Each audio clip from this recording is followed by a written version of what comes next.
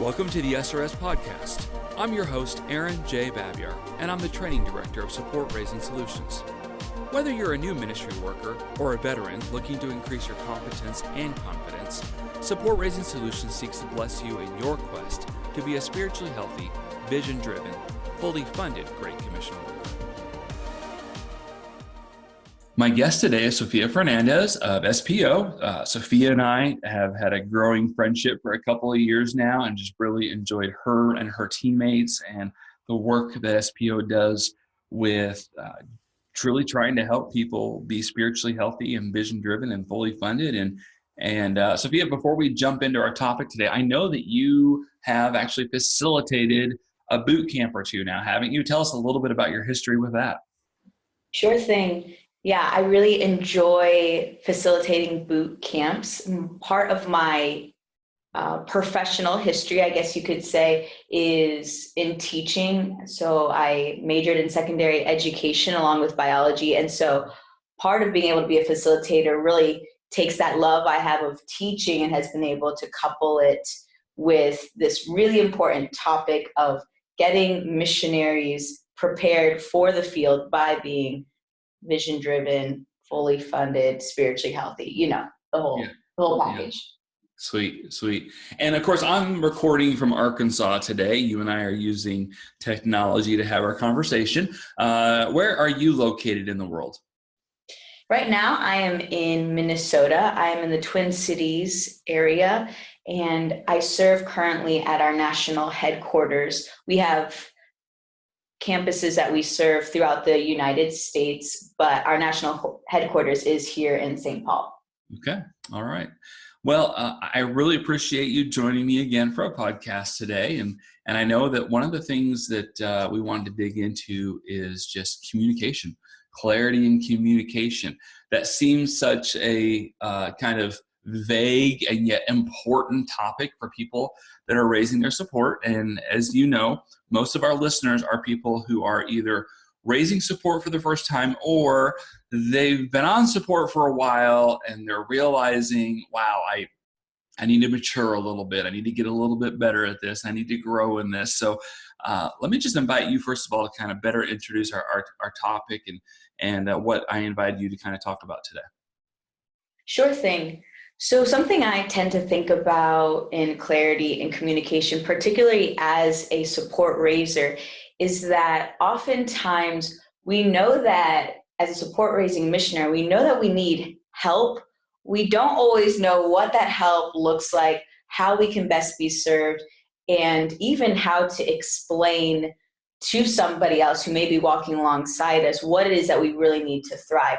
And so this idea of clarity and communication can really be both addressed to the missionary or the support raiser in and of themselves, trying to understand better, okay, how is it that I'm functioning right now in this role? What are my strengths? What are my weaknesses? But also can be relayed to somebody who might be walking alongside you saying, this is the narrative of my support raising story. And so how can you come alongside me? Yeah.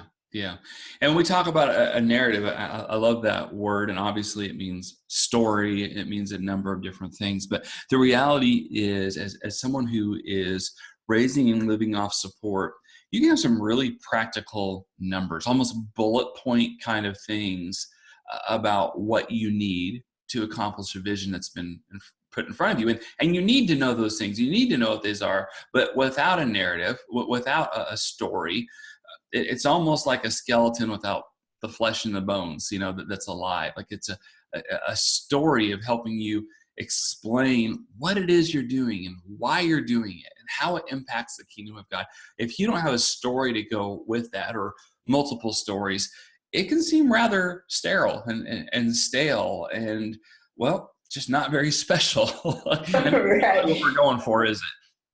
Right. No, absolutely not. I think you bring up a great point, because even in the process, the journey, if you will, of support raising, there is a narrative, and that is of how the Lord is actually working in you during the support raising process. And I totally agree with you. Part of what the executive leadership of your organization might hold on to is just saying, well, this is the number. If they're at this, they can go. If they're not at this, they can't go, that type of thing. We actually want to step maybe not away from that, but we definitely want to add something. We want to put some meat on the bones, as you mentioned before. And so part of that is understanding, especially I would say as a first-time missionary, is understanding how am I approaching this mission of support raising? And also, even what are some of the stories behind these numbers? For example, I've thought of a friend of mine who's a missionary who has a donor who came on for, I want to say, $1,500 a month, which is an incredible gift of generosity. I mean, just an amazing way the Lord provided. Well, for that missionary, that could have actually been half of their total amount that they needed to raise, which is actually awesome. It's a great gift. But in the back of your head as a missionary, there's some other things that you want to be thinking about. Okay, well, what happens if this donor were to drop? What am I actually prepared? What is the story behind that number? Again, an executive leader might look at that and say, oh, well, this person is clearly fine. They have everything they need. But at the drop of a hat, they could actually be well below where they need to be.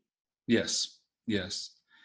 And so thinking through, even explaining why, hey, I might have some real good funding going on right here, but what else do I need? And even be able to explain that, it could be to an executive or to someone else. I might be like, well, hey, looks like you got all the money you need. And that might be true in the temporary, but obviously it's a different podcast, but we talk about reserve funds sometimes, not because you're trying to get rich, but you're trying to pave a way so that you can continue towards the vision that you're moving forward on, even if something happens, like the person drops you, which you hope that's not the case, but things do happen sometimes, and we want there to be a good plan that preserves you running towards the vision, and sometimes some communication is necessary in order to make that happen. Right. And I would say the foundation of clarity and communication is really a parsing through and a bit of a wrestling with yourself in order to find what is actually at the heart of this, what is at the heart of what I want to communicate, because we can kind of get lost in some of the fluff, and this is where I think it's really helpful to take time to reflect on the work of support raising, how it's affecting you, how you're approaching it, where's your heart at in it, so that again you can communicate to whoever it is clearly, and even, to be honest, with the Lord, to be able to come to him and say, Lord, this is what I'm struggling with. Can you help me out? I need your grace in this area, and just being able to be sincere in that. Yeah. Hey, let's dig into that other example a little bit further. I think that's good, and I think there's a lot of rocks that could be turned over in that. But some listeners might be thinking, wait a minute, Sophia, did you just say that having $1,500 a month supporter might not be such a wonderful thing? Totally. Like, how is that anything but just awesome? Like, come on, really? And then you're supposed to explain to somebody why that's not awesome. Go ahead and take it if you would, just kind of unpack why. Sure, that's a blessing, but with it, that could kind of bring some concerns. Sure. There's certainly a responsibility with having a donor who makes up, I would say, any more than 25% of your total monthly support. That's a bit concerning. I guess a couple things that come to mind are that if that donor were to drop or change the gift, all of a sudden you may not be in a position where you are raising support full time. You may be on the field doing a really important task, whatever that might be, and then all of a sudden you don't actually have the funds necessary to live out the mission that God's called you to. So one, it could put you actually in a binding position on the field if that support is all of a sudden withdrawn, which the donor has total freedom to do. The other thing that I would like support raising missionaries to consider is this. We want to equip our donors to really partner with the mission. we don't want to give off a neediness in our own support raising. And so when we have these bigger donors, maybe who are giving a substantial amount, 25% or more of our current support raising needs, we can actually begin to view them as persons who are giving only to us. So then when they withdraw their support for whatever reason, it's not that they stop supporting SPO or they stop supporting SRS. It's that they stop supporting me. And that's not actually a good mentality to carry on as you are support raising. And so we actually want the donor to have as much freedom as they want to give and to give generously because you've invited them to this mission. Yeah. Yeah. The communication thing, when you have somebody that gives generously like that, it is really important, even from a different angle too. And I have not experienced having a monthly donor quite at that level. And yet I've spoken with a few people that have, and I have heard, so let me be really clear. This is what I have heard. I have not put this into practice. I have heard that in certain situations, people will then go to that $1,500 a month donor and say, hey, thank you so much. I really appreciate you, blah, blah, blah. You're giving a significant amount. And I want to honor you with that. But also, I do have a concern in that I need to actually build up a healthy reserve. I mean, I hope you never get hit by a bus. Not that they have to say that exactly, but the vision of this ministry is so important that if something were to change abruptly with you, that could adversely affect the ministry. Would you pray about that and think through that with me as to how we can, not necessarily, have insurance for all times, but, be able to prevent any abrupt changes that would shut down the ministry rather quickly. So I've heard of a few different people having those type of conversations, and it had a variety of different results, from the person giving additional extra on the short term so that there was a larger than normal reserve fund, to the missionary leader perhaps going out and raising up a handful of extra supporters to not to live lavishly, but to be building up a reserve fund, simultaneous.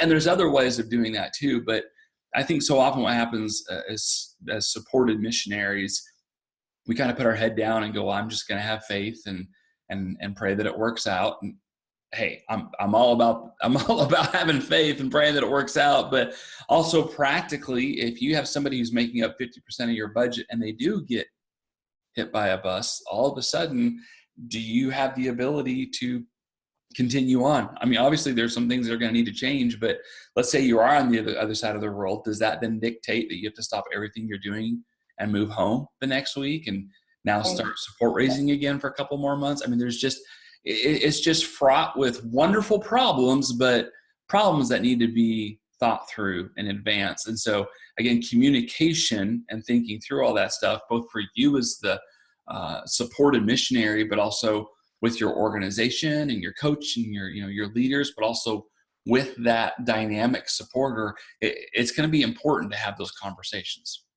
Right. And I think that most donors would actually be honored by a conversation like that you actually, as the support raiser, had the foresight to even approach them about that and to be really confident about approaching them. I think it actually speaks a lot, because what you are saying to them is, I care so much about this mission. I'm not interested in just today. I actually want the Lord to continue working long after I'm gone. And so I want to establish this, confirm it as much as I can. And even that you're willing to take a risk, because in a way, that is you putting yourself online saying, listen, I'm not sure where you're at, but I love what you said, Aaron, about could we think about this together? Could we talk through this together? Could we pray to this together? What would be a good way to make sure that this mission can still happen? Because I'm thankful for your support, but I also recognize, right, in a spirit of transparency, I recognize that this makes a huge dent in my own support raising. Yeah. And again, I think that there's actually a freedom that comes with being clear in your communication. There's actually a freedom, because you're not trying to hide anything, and you've worked through some of what you do want to say and what you don't want to say, and you've kind of been able to land on what's the narrative, what's the story behind some of these numbers and behind my own journey in support raising. It's important now and then that we mention that we have a resource available to those who help train and coach others that are raising support. The SRS network really isn't for everyone, but it is for those who are seeking to shape direction, build infrastructure, elevate training, and multiply coaching in their ministry culture. We can provide individual or organizational access to other support raising resources in order to help you help others who are within your ministry. Learn more at supportraisingsolutions.org/network. I want to interrupt this podcast for a brief heads up. This is Steve Shadrach, author of The God Ask. Support Raising Solutions is running a contest to win an SRS swag pack. Go check out our past podcast episode number 29 to get details on how you can get involved and possibly win some fun Support Raising Solutions swag, including a $100 gift card. By the way, that whole idea of getting hit by a bus, I wasn't just trying to be random. That's actually something I've stolen from vendors and executives that live in my area. I live near the Walmart global headquarters, and I was talking about this idea actually with one of my supporters at one point, and she said, "Oh, bus theory." I said, "Wait, what?" She goes, "Bus theory." I was like, "What's bus theory?" She goes, "What happens if you get hit by a bus tomorrow?" And I was like, "Oh, wow, that's kind of like direct and right on the nose." And she's like, "Yeah." She goes, "That's something that we talk about in our organization. Like, obviously, God is sovereign; He's going to do what He's going to do. But what's everybody else's plan if you're suddenly out of the plan?" And I think Right. I think it's wise to seek the Lord on that and to process through that when it comes to big supporters. But obviously, that's not the only communication piece. There's a lot of other types of communication that are so necessary when it comes to support raising. Go ahead and kind of unpack one of those for us, Sofia. Sure thing. One aspect of communication that I also think about that oftentimes doesn't get the attention I think it deserves is communicating your own strengths and weaknesses in support raising. Now, oftentimes when you're in the middle of the mission and you are on the field, great, your strengths and weaknesses there might look really different than your strengths and weaknesses actually making the appointments, making the calls, and that type of thing.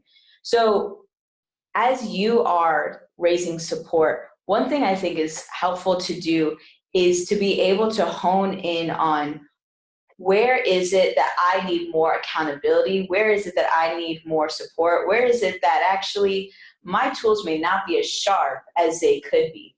Mm-hmm. And so, granted, not everybody has the benefit of having an accountability partner, a coach, or even a supervisor who's going to be asking these questions on a day-to-day, week-to-week, month-to-month basis.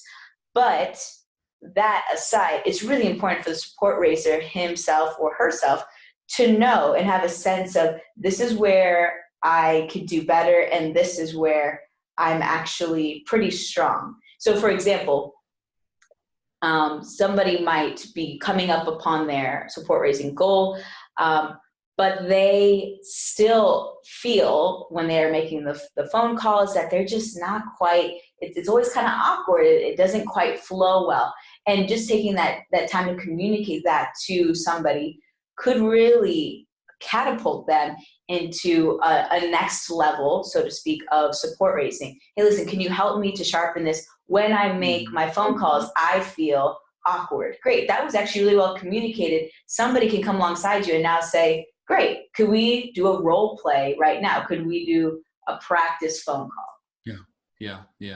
And that's so helpful, by the way, if you can do that. In fact, we encourage people to do that. We encourage people to have a coach, have someone that has been there before, not someone who's read a nice book on support raising, but someone who's actually raised their full support that can walk alongside you and help you sharpen your communication. Listen to your phone call. I mean, seriously, Sofia, we're even talking about calling somebody and they already know in advance you're going to call them and you're going to role play a phone call when you're setting up an appointment. And they're going to listen and, role play with you. And then at the end, they're going to talk to you and say, hey, this was good, or maybe say this, or hey, you said way too much here. But sometimes we just need that extra help, that extra communication back to us to sharpen us as people that are simply trying to gain a better ability at getting the appointment in the first place. It's a skill set that, quite honestly, most people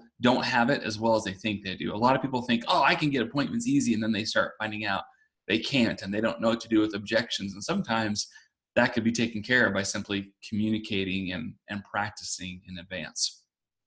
Right. And you bring up a really good point about the communication back. And again, like we've said before, not everybody has the luxury of having somebody like this to walk alongside them. But if you are inviting somebody to step into that role with you, I would really encourage you to have a frank conversation with them about how is it that they can best serve you. And to be honest, you're going to get sharpened a lot more with a sword or a hard rock than you are with a marshmallow, you know? So it's really helpful to have somebody who's willing to give you the direct feedback and answer specific questions like, did I communicate this effectively? Did you feel well connected to? Was it clear what I was asking for? Did it feel like you were honored during the appointment or the phone call, or even in a meeting or session to come up with referrals? And for us as support raisers, that means also having the humility to receive their feedback and then, of course, act on it. Yeah, so true. Well, we're starting to run a little bit short on time. Obviously, if there's one thing that we're really trying to emphasize in this podcast is that communication is key. You need to think through different areas and aspects of your support raising that goes even beyond the couple of topics that we've touched on. But Sofia, I'm going to just invite you to kind of give us a last word, a last encouragement here before we close up this episode for today. What's kind of a final word of wisdom you can tell somebody who is raising support, or maybe they've lived off it for a while, but they're realizing they need to raise a little bit more because of the next season of ministry? What's kind of a final word that you could give us? Sure thing. I would say as an encouragement, don't let the numbers speak for themselves. You as a support raiser, you have a narrative both in your support raising and in your journey before it, during it, after it. So cultivate the narrative and use that as a way to communicate clearly and also to receive communication so that your support raising journey can be one of growth and ultimately becoming fully funded. Yeah. Well, Sofia, thank you for joining us today. I appreciate you and your time and your wisdom, and God bless you, my friend. Thanks so much. You too, Aaron. Thanks for joining us for this episode. We would love to hear your ideas for future content. Please visit supportraisingsolutions.org/feedback to share your thoughts and questions. Also, wherever you download your podcast from, be sure to subscribe for future episodes and come back each week to gain more insight into the process of building and maintaining your personal support team.